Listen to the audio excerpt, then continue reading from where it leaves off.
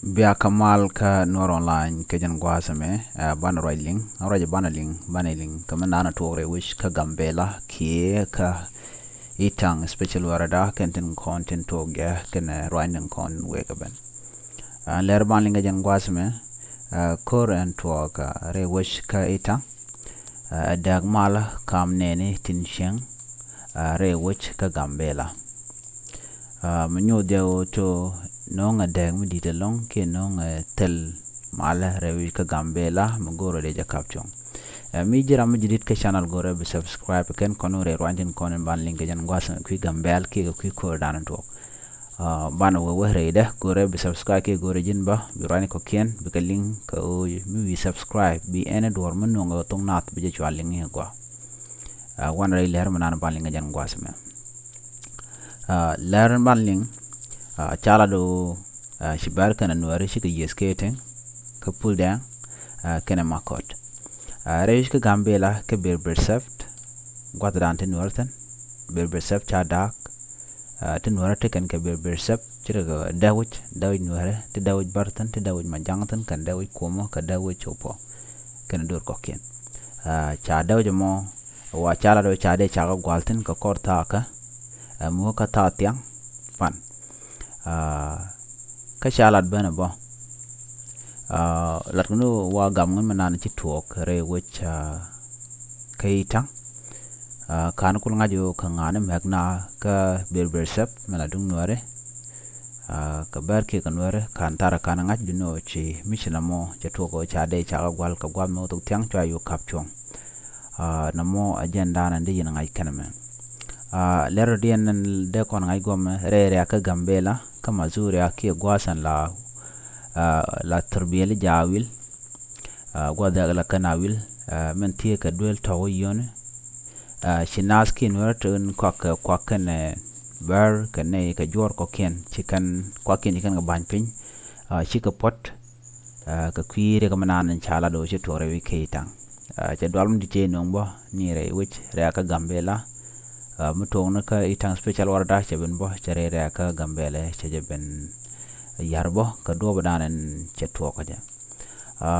chi namo chetwo re wi ka mazuria duno tele bot ki chiang mi jeng mi shirana je kare nen diala konante gwasmo bana kulo ka laran ko kenden de na leng ki do baden to ko jam chine to chi ko ken ban pin nop ne ken ko ken ga tabu ne ken chikan ga ban pin ga mazuria ka gwasa wo ka tiangane chu mal chu nyok ben gwa lo tele milarek terek mu chitok lero dien gwas me chala do re rak ka pinyido ka agen larek re which ke ne re konin chen ka refugee camp en wini chik chala do to ishana cha ko ju chre ka agen ne den konin keno ko ka kwak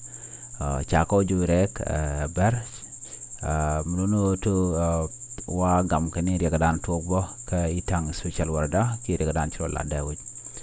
men chiro la jene re which ka itang special warda ka kor gwan bar chinatre mala anname wa dera bel mo ka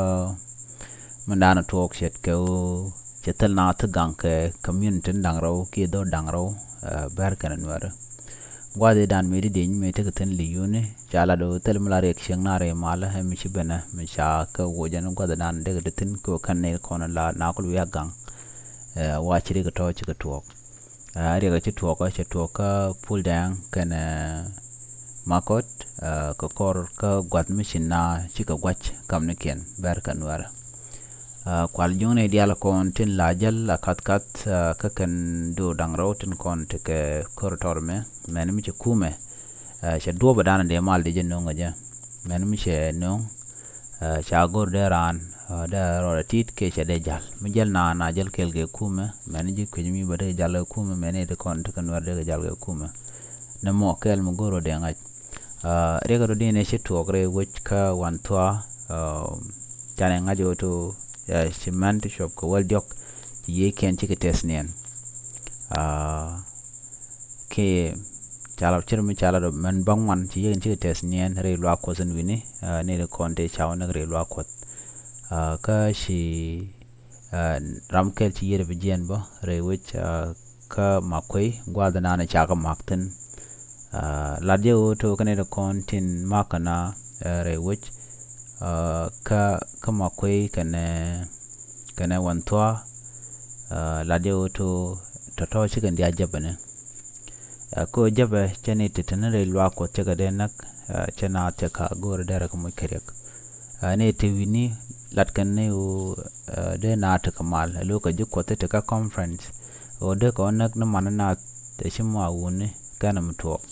jala do jabo mo goro to der na der kana jen la gor ne gat kana hokki tin kono ko kienten gi ko de kan okki de kan dor jekten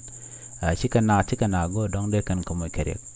ari ga mo ya to kono shana tin kon de la garti ne chayi ken chagbat mlunu chagu jo chadego chaguro ba dup to ke ne kon nakana ba chicken ba galuk anwar gwadana to koten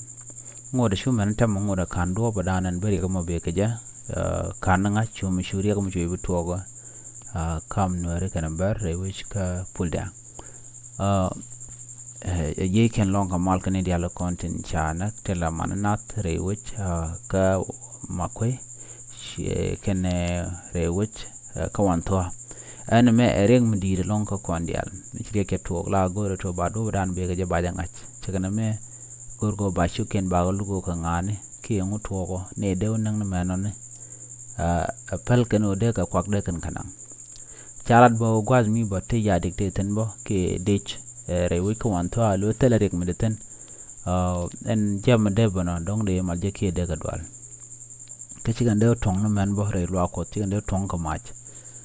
jagu jo no mo dong de ra ne ti kul ko ken naten ba tar ba je gor ko ba janga chen ware tin kon tin ngej ma dan to jenu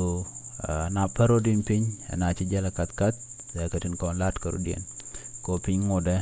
te garik ci ko manana ci tore wi kay tang special wara da men mi ci kuma jere dial ci gar yalla ka ci ka solve and then nalu re mala manana gor gare ka gambela mi jiram jidit ke channel gore jin be subscribe ke gore jin ba ruaacni ko ken be link ka subscription dan belat biata kamal